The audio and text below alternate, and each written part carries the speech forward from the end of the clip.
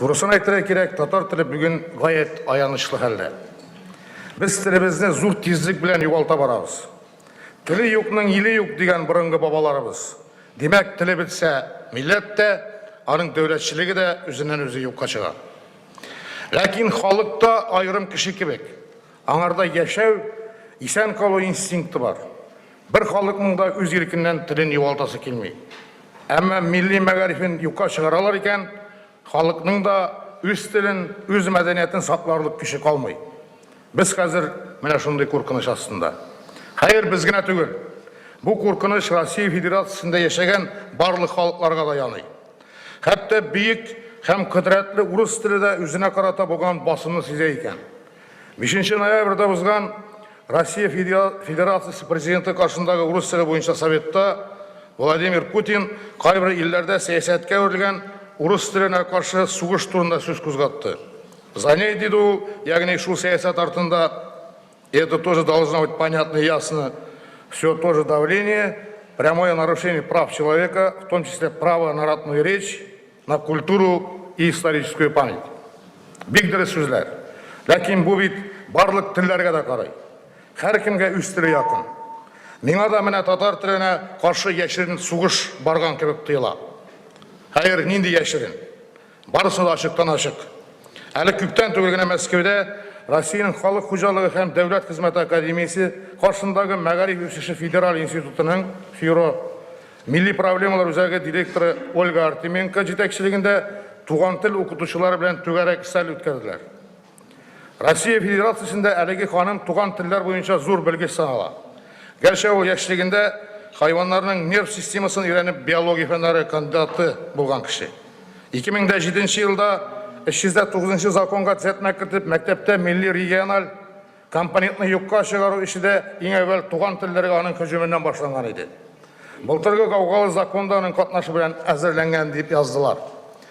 Татарстанга татарларга аның аеруча куштырнак эчендә мәхәббәте бар. Ул монда еш килә.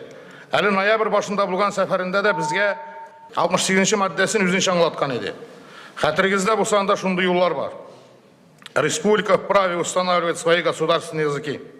Органы государственной власти, органы местного самоуправления, государственных учреждениях, они употребляются наряду с государственным языком Российской Федерации. Ләкин Артеменко аңлатуынча, наряду әле наравне деген сүз түгел. Һәм аның бу казуистикасына ризасызлык күрсәткән бер картка ул аяктан ягарлык дәлил китерә. Вот мы с вами рядышком стоим, я здоровая, а вы маленький. Әлеге түгәрәк стилдә туган тел укытучыларына катнашырга тиеш иде кебек. Ләкин Артеменко Казаннан үзенең фикердәше ниндидер Татьяна Череватая дигән хатына да чакырган. Менә ул нәрсәләр сөйли. Мы видим, что появилась необходимость пересмотреть статус родного языка.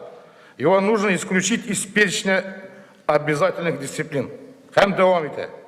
С целью улучшения системы образования России в целом предлагаем рассмотреть вопрос о реформировании региональных министерств образования в региональные филиалы Министерства образования России.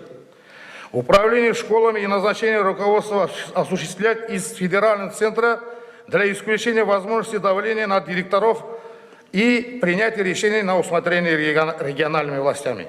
Учитывая огромное негативное влияние на подрастающее поколение и большой общественный резонанс, предлагаем предусмотреть уголовную ответственность за нарушение федерального законодательства для администрации учебных заведений и ответственных лиц в региональных министерствах и муниципальных органах образования. Татар теленә һәм әлбәттә башка милли телләргә дә каршы сугыш башланмаган дип кем генә әйтә алыр хәзер. Күзләрен нәфрәт томалаган бу бәндәләргә игътибар итмәскә кирәк дип әйтүчеләр дә булыр, бәлки. Ләкин беләбез бит, башта менә шундыйлар минбәргә менә, аннары югарыдан күрсәтмәләр пәйда була, прокуратура йөгереп килә, закон чыга. Турысын әйтергә кирәк, биредә милли республиканың нигезен җимерү турында сүз бара. Һәм бу хыялларын алар инде артык яшереп тә тормый.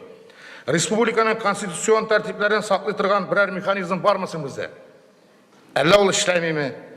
Киресенчә, республикага каршы эшләгән кешеләрне кара грух дип атасаң да алар безне судка бирә. Мин Ишат Әминев өчен күзәттем. Мондый шартларда кул кушырып утыру җинаятькә тиң. Вакыт бик тиз үтә, без инде күп нәрсәләрне югалттык. Татар мәгарифе сүтелеп юкка чыга бара. Келешекте фәннәрне татар телендә укытучы кеше дә табылмаячак. Хәтта татар теле һәм әдәбияты укытучылар да халкыбызга нисбәттә гаять аз әзерләнә. Хәер, бу аңлашыла да, мәктәбе булмагач, укытучылары нигә кирәк? Ләкин милли мәгарифнең тамырына иң төп балта чабучы бердәм дәүләт имтиханын ЕГЭ бары тик урыс телендә генә бирү мөмкинлеге. Татар теленең урта белем алырга да кирәге юк. Югыйсә, Россия Федерациясе Конституция буенча һәркем үз туган телендә белем алырга хокуклы. Андый хокукы булгач, аның шул телдә имтихан бирергә дә хокукы булырга тиеш лабаса. Шул хокукны кире кайтармый торып, безнең милли киләчәгебез юк. Милли мәгариф мәсьәләләре һәм татар теленең язмышы турында сөйләшергә мин Татарстан Дәүләт Советының бер сессиясын багышларга тәкъдим итәм.